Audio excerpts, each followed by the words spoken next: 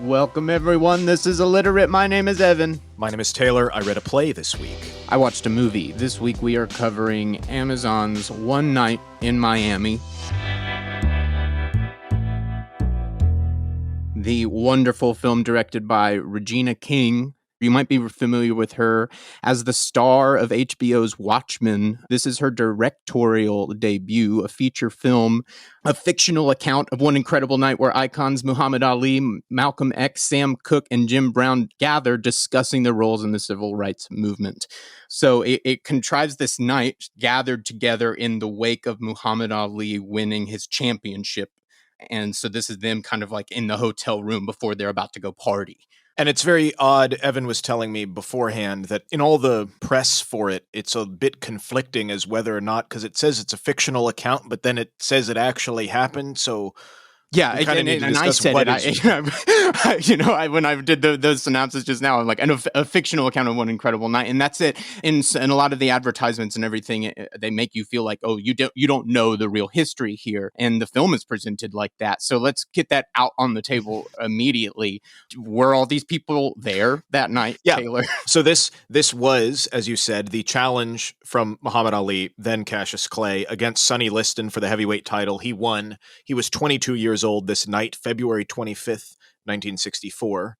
He invited his friends, Malcolm X, who was 38, friend, minister, activist, and Sam Cooke, who was 30 years old, who was the gospel-turned-pop singer, record label owner. They were there to cheer him on. Jim Brown was also there at age 28, was the NFL running back, and he was providing commentary as part of the broadcast team via the radio. So they were all there for that event. They did all go back to Malcolm X's hotel room. So let me just go through kind of what was true and wasn't true. And if you've seen the film. And that's why I was confused, because all these synopses say a fictional account of one incredible night, which makes me go like, oh, so they just put all these like civil rights icons in the same room for a play. But it's really is amazing that they for sure were all there. Like it makes sense for them to all be alone, especially if they're like got roles. He's helping commentate and those kinds of things, because it felt like college boys that don't have girlfriends like going before they're about to go out on Friday night, and then like somebody gets too real and like it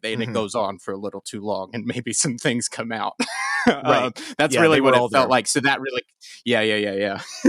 So the reason it's sort of lost to the fabric of history and where the fictional part of it comes in is nobody knows what they talked about, but they do know that they did go back to the hotel room and then they left. But that is what is fictional and entirely made up, because who knows? So that's the theorizing. Yeah, well, and that's the fun of it. Well, what could they have talked about?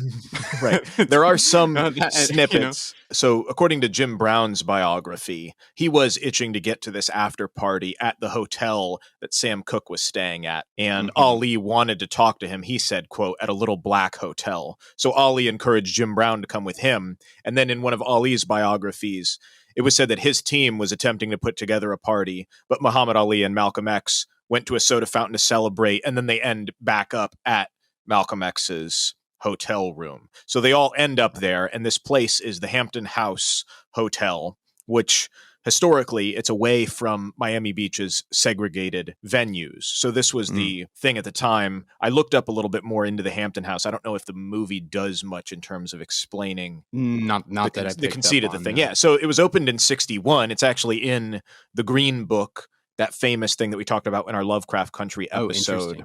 Because all these black performers and artists and everyone else could be in Miami Beach, but there were no hotels for them there. So this is further out. It was fascinating. And it comes up in the film, and you start to realize here is that you got these guys with this what you seemingly immense power, throwing their weight around in the room, drawing lines in the sand, talking about what they do, a little bit of a contest. And so then it comes out in the middle of it.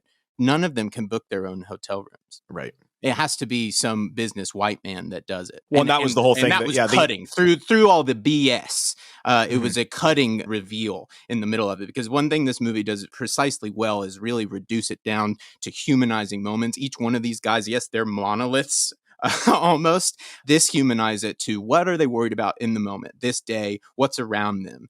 So it was really fascinating to see how conversations grow like that and start to get lofty, and then how it can be cut down by one remark. Yeah, and I think there's a situation in these sort of prologue where Jim Brown is meeting I don't know if he's an old coach or somebody involved with football, and he gives him this that is in his biography. So that is They're based on. having this amazing conversation, they're from the same place. This guy's telling him, like, I tell people that I'm from the same place, you're from this place, it's amazing. I will do anything for you. And you see that, like, wash over him. It feels like he feels part of this family. You feel that in the moment. And then the very next beat is he's not allowed in the house because he's black.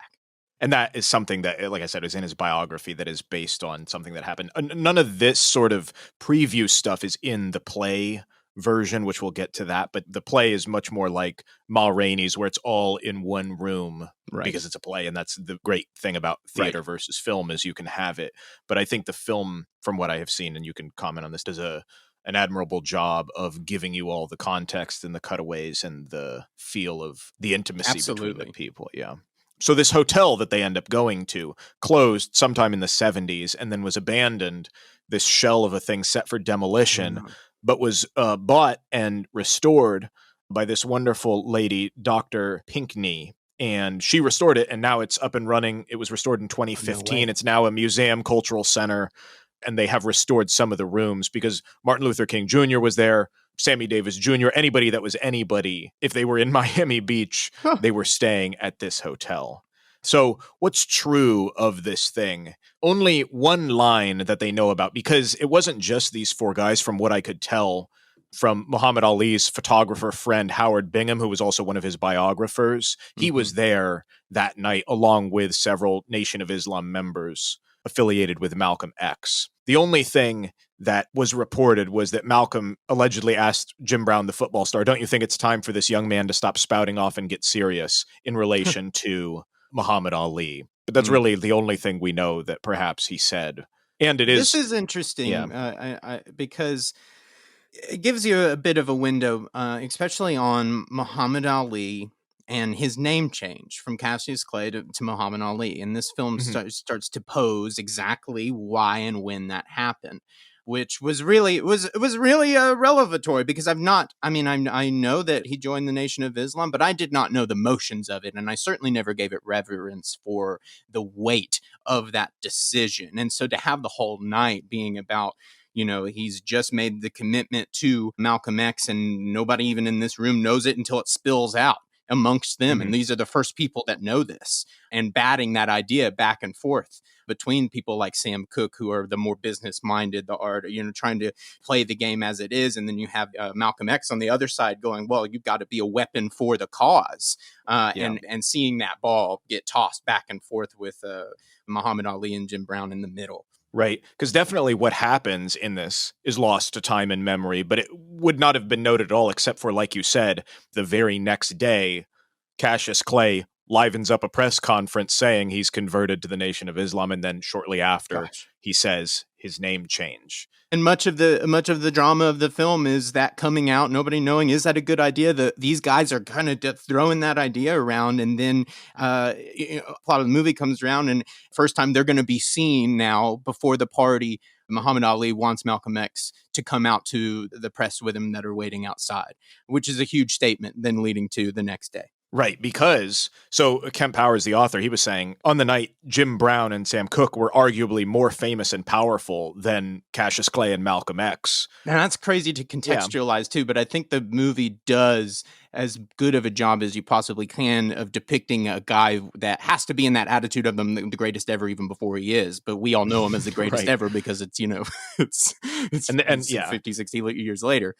70 years ago. And a lot of the nation didn't like Malcolm X in his activist position. So here's, obviously, and even Kemp Powers says in this, he's like, when he was writing this, he wants to show kind of a personal, intimate moment, and he did tons of research. But if you do want to know an exhaustive biography of each of these incredible people, you can find it easily online. Like, he even says that. So it's not, I can't go into everything that they are and done, but just in terms of what the film shows and what I thought was relevant to that night, Malcolm X had grown disillusioned with the movement after learning that the leader of the Nation of Islam, Elijah Muhammad, had fathered several children out of wedlock.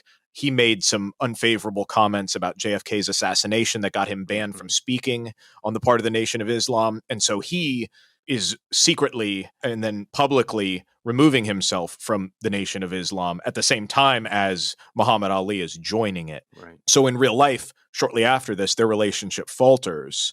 Muhammad Ali said, quote, "Turning my back on Malcolm was one of the mistakes I regret most in life." And then, of course, with Malcolm X, after months of being trailed by the Nation of Islam, the police, the FBI, he was ambushed by gunmen during a speaking appearance, and who his killers were and everything is still debated. But that, I believe, is also maybe brought up in the film as kind of like, this is a sobering thing. A year after this meeting, he gets assassinated. Exactly. The movie ends with this, air of it was influential in kind of helping these guys make their next steps in their careers and in the movement. And then it catches up with Malcolm X as the violence is really coming to his doorstep. And you see that. And that did happen where his house got firebombed. That was also something that happened. Which I had it was riveting to see that take place. And then the film ends with a quote from him about becoming a martyr. Notes he was murdered 2 days later after saying that. And then the other person that also died shortly after, which is true to history, is Sam Cooke. Died in December of 1964 after being shot by a motel manager during a very little understood dispute. And there was actually a documentary about his death that came out, I think, 2019 or 2020. It's called The Two Killings of Sam Cooke. It's on Netflix. Oh, yes. I'll post a link to it. Yes. Yeah, because it's all very questionable and lost to history, and everybody that was involved is dead now, so it's hard to even make sense of it. But that is another sort of contentious. 2 of the 4 people that were in this night in Miami die under mysterious and anonymous circumstances within a year. What the film does fudge in terms of the timeline and in terms of what's going on with Sam Cooke, and this is the biggest conflict between the two, is Malcolm X and Sam Cooke and his artistic pursuits versus more activist mentality.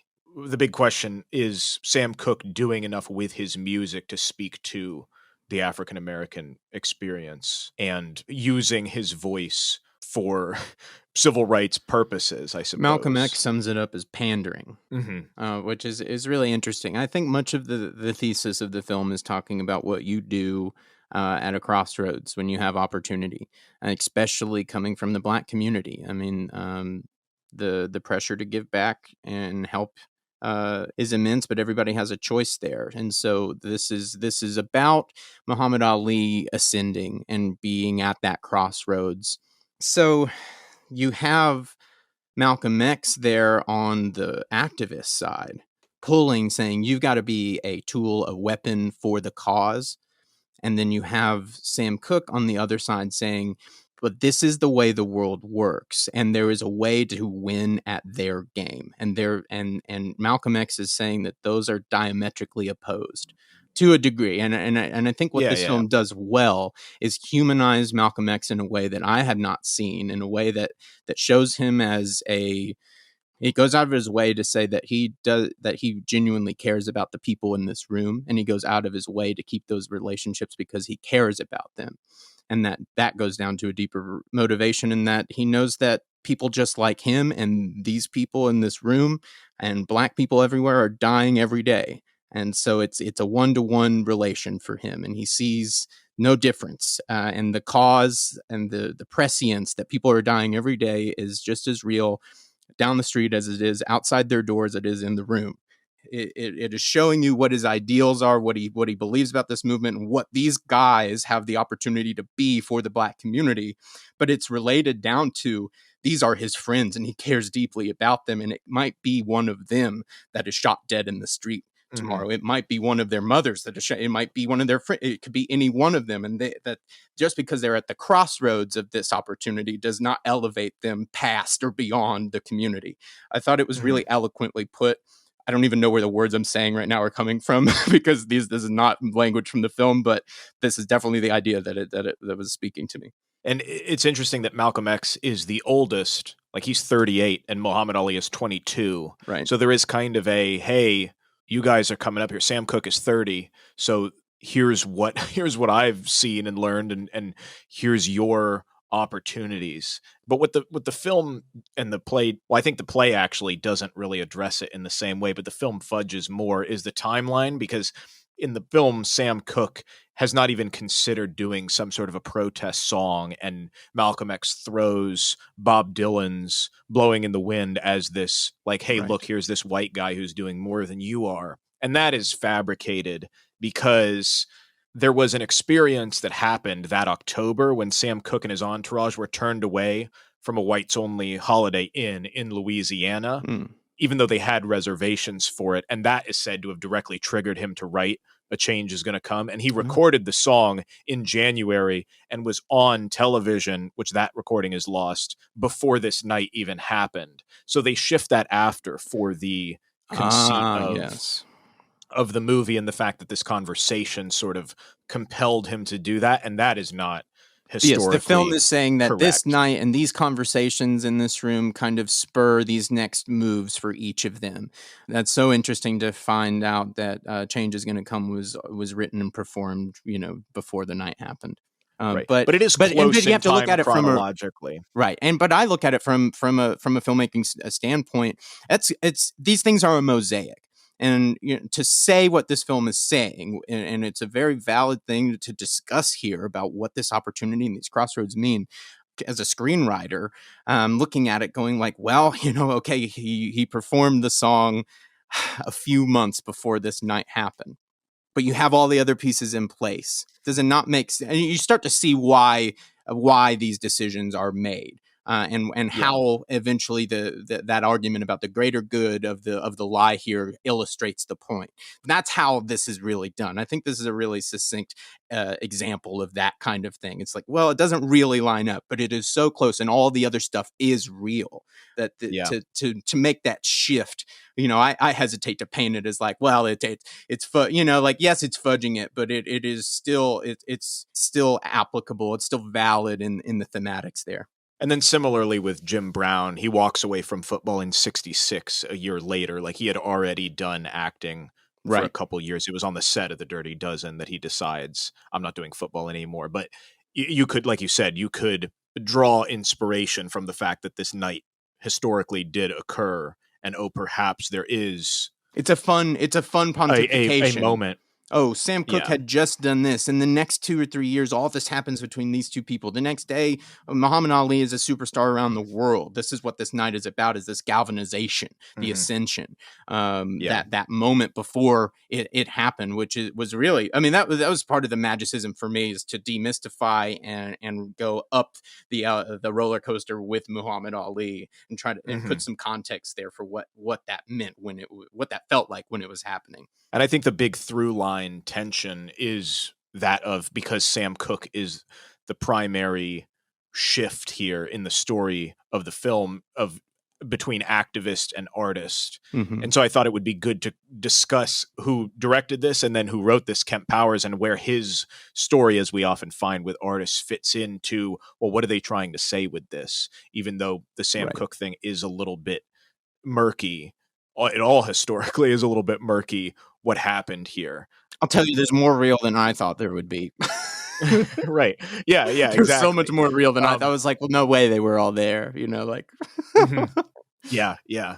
This was the first feature, as you said, directed by Regina King, was the first film selected in Venice Film Festival's history by an African-American woman director. Wow. She said in an interview that she intended to focus on a love story for her first directorial work. She had directed television quite a bit, but not yet film. And so she wanted to do a love story, like a romance, more Titanic type thing.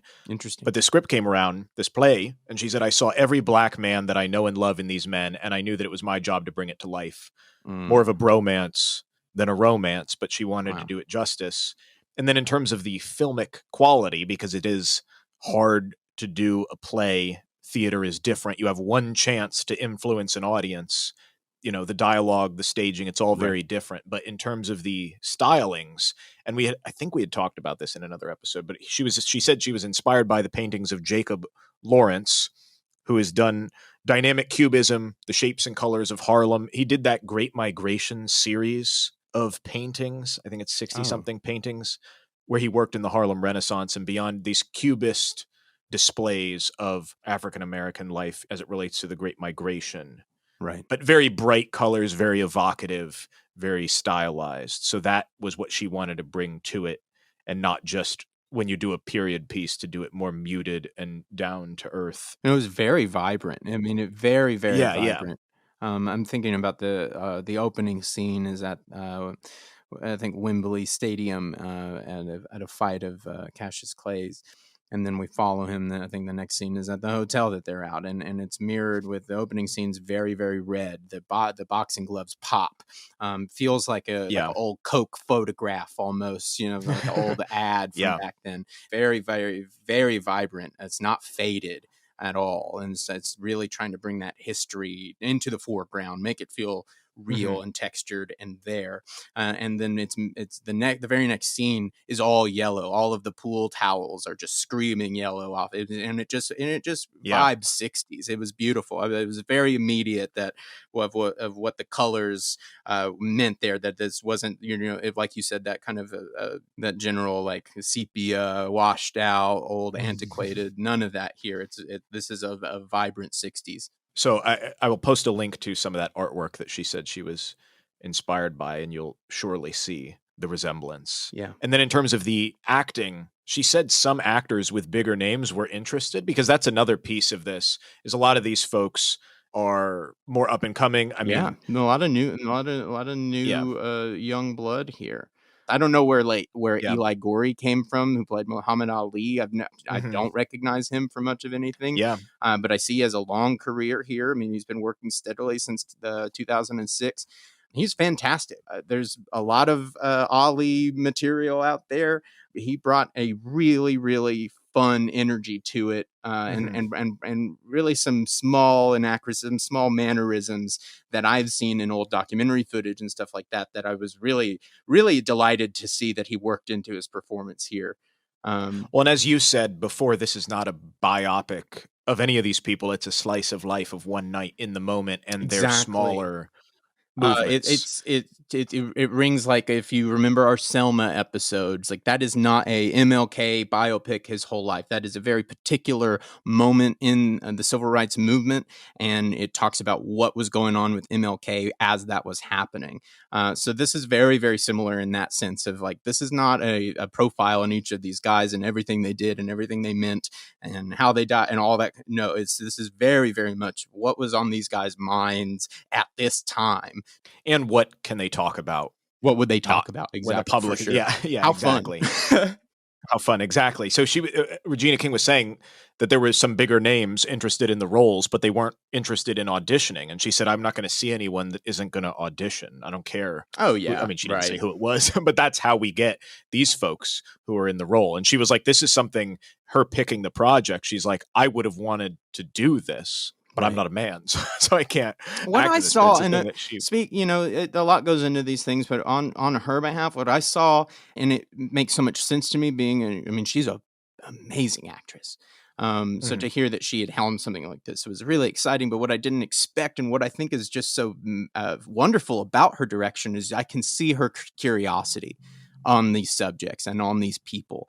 As an actor, I'm feeling her tendency to get to know these people. It's naturally helping her, and when a close up works, when a wide works, what does that say? I think she's Mhm. really got just all of the touchstones here. She's just got it on her fingertips here. This whole thing feels so natural, so motivated, and to hear it in those words that you Mhm. just said is like she saw every black man she's ever known. Don't you feel the Yeah. love in that statement? Yeah. And I like that. That's what the movie feels like. Every time you get up close to one of these guys, you feel that exact sense of getting to know them a little bit better. And speaking to her curiosity, Kemp Powers was talking about her influence as a woman directing this script about four black men. Mm-hmm. He was saying that there was a conversation in the script between Malcolm and his young daughter in the film that was not in the script originally. Mm. through her network of women, he says, reached out to Malcolm's oldest daughter to learn more about him. Oh, wow. Her curiosity. And then Malcolm's oldest daughter told her about her father used to leave hidden notes in books and then send them out on scavenger hunts. And she told Kemp Powers, hey, you should write that in. And so he did. And he said that was a discovery that he genuinely believes would not have been made with a male director. Oh, that's because gorgeous. A male director probably would not have reached out to his oldest daughter or been able to procure that information through the network that she has and who she is. On that note, just to illustrate something about how this movie moves and to talk about its, moving from a play to a film, this exact thing where he has this phone call with his daughter is through a series of events. And this is exactly where I think this movie really succeeds in ways that maybe others of its genre and type don't, is that from the play, I'm sure that it's, that he can't go out and answer a phone, get on the telephone in the street while they have one set right there. The conversation's happening in the hotel room. So we get already set up that Malcolm X is playing with this camera before we ever get to the hotel room, that he's got this new toy and he's got it with him. So we get to the hotel room, everybody's showing up and they're getting into their conversation. And then Malcolm X stops, realizes, oh my God, I left my camera in the car. My brand new camera is out in the car.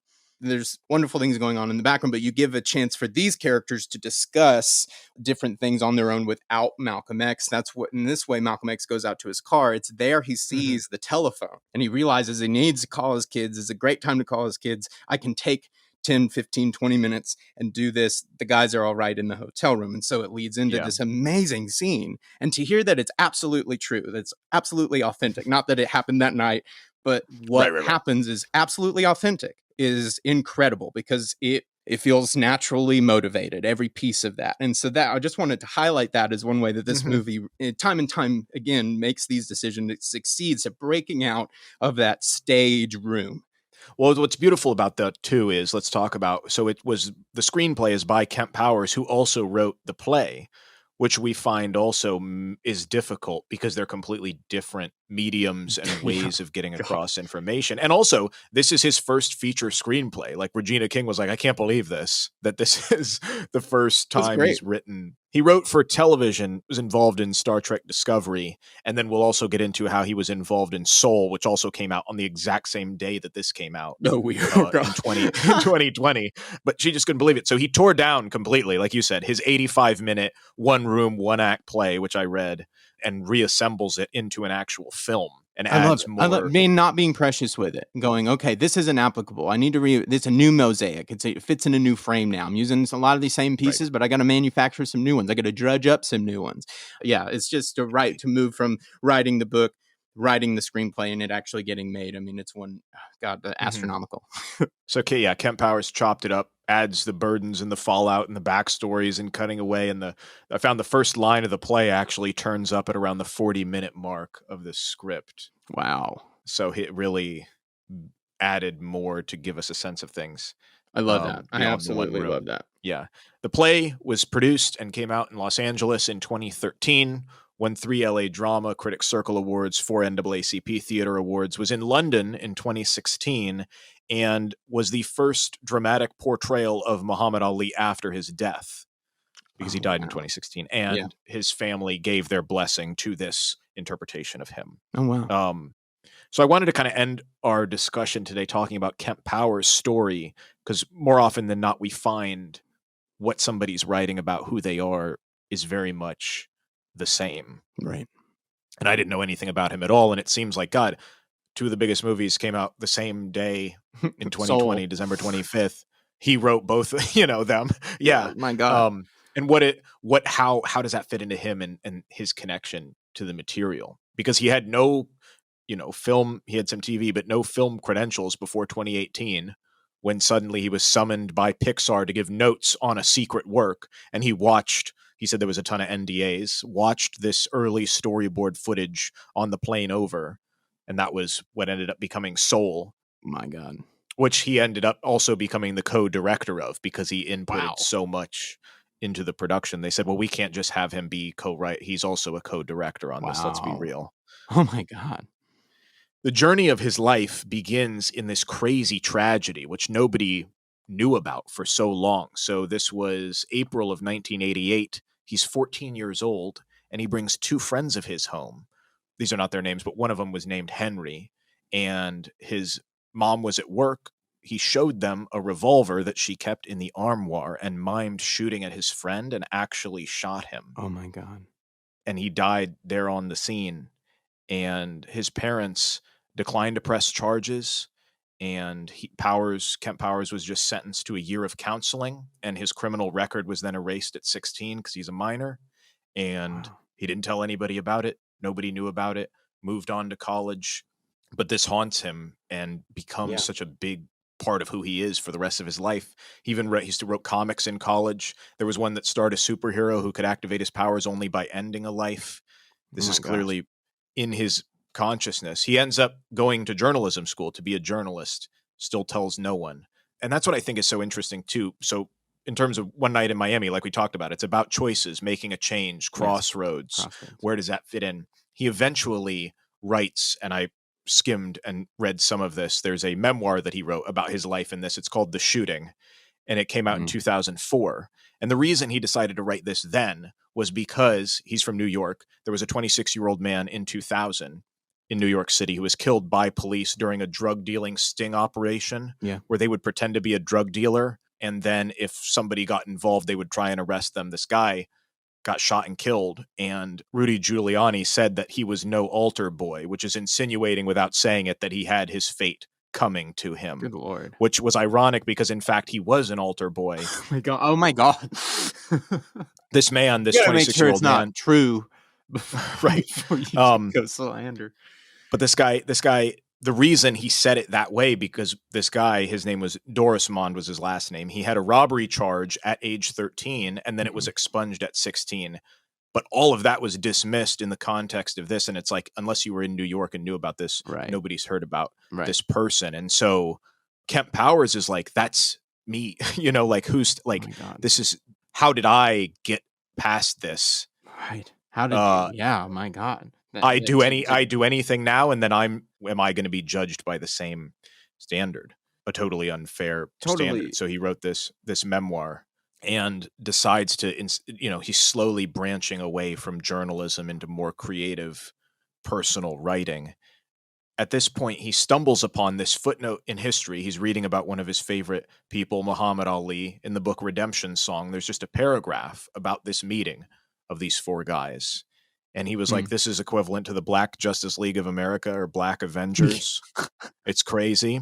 But he wanted to write about it. So he starts tinkering around with a play version of it and moves away from the iconography and fame of it all and says, it's about four friends one night and how pivotal decisions can happen in a single evening.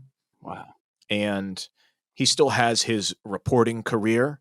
His last position was at the front page news producer at Yahoo and then contract work for AOL, but he doesn't even have health insurance with them. So it's not really coming to bear his career in journalism. The Miami play does come out. Like I said, it came out in 2013. It's progressing at this time, being shown. But instead of enjoying his play being produced, he had this terrible allergic reaction to a medicine and actually has this deadly syndrome that causes his muscle tissue to disintegrate and cause organ failure. So he's basically like writing notes to his kids in the hospital because he doesn't want them to know what's going on. And AOL, which he's just, like I said, doesn't have health insurance, doing contract work, says, oh, well, let us know when you're done. Meaning like, oh, we've got somebody to replace you if you even do come back. Like, he would not be missed. No one would know. This hits him so hard. So he decides he's going to tell stories as a full-time artist. Wow. And from that, we have the observations of a Black man, father of two, survivor of a traumatic childhood. Oh my God. Complex stories to millions of homes. Pixar contacts him, like I said, his 12-week contract morphed into over a year of 5 times a week going out there, consulting on the casting, the set design, the editing, the music. Is it and known it's so how fascinating. Pixar found him? I couldn't find that information. No, I don't know where. Yeah, it's like finding a golden ticket. Mm-hmm. Well, and also because Soul is about the crossroads in your mid-40s, and can you make a change, and can you do this? And I just also saw in an interview with Kemp Powers, relating it now back to One Night in Miami and the Malcolm X and Sam Cooke relationship. He said the fight between Malcolm and Sam, that's his internal monologue on a regular basis. And he's like, if we're successful, people from the film watching it, they shouldn't come away feeling one person is right or wrong, because the answer is who is right or wrong. That's situational. Because he said, there's some days where the best way I can do it is work within the system. And then there's other days where the system is broken and it needs to be torn down. There are days that call for us to be like Malcolm X and days that call for us to be like Sam Cooke. And he's like, in order to change, you need a lot of Malcolm X's and a lot of Sam Cookes. And he just said, in relation to his own life, and I thought this was the perfect end and really what hooked this whole research session for me. He said, I have 2 movies out right now that I wrote, and one of them is my Malcolm X and one of them is my Sam Cooke. This one, One Night in Miami, is an independent film, just his pure putting his voice out there. And Soul is a Disney Pixar film, and he's working in one of the biggest systems of all time. And he's like, I would like to think that both of them are effective in different ways, positive in different ways. Absolutely. And he's saying, my life and my art is an example of how you can do the 2 different things. And I just thought that was amazing that is who this came from. Yeah. Oh my gosh. I had no idea. I'm absolutely gobsmacked. What an incredible journey. And now he's the biggest, biggest one of the biggest screenwriters from these 2 things. I feel so much of everything you've just said just through the words of the film. What an exciting time that somebody like this is just now, and now he, here he is ascending. This is pretty incredible. Thank you so much, Taylor. Thank you guys for listening out there. Really appreciate it. Hit us up at ILLITERATEPOD on Instagram.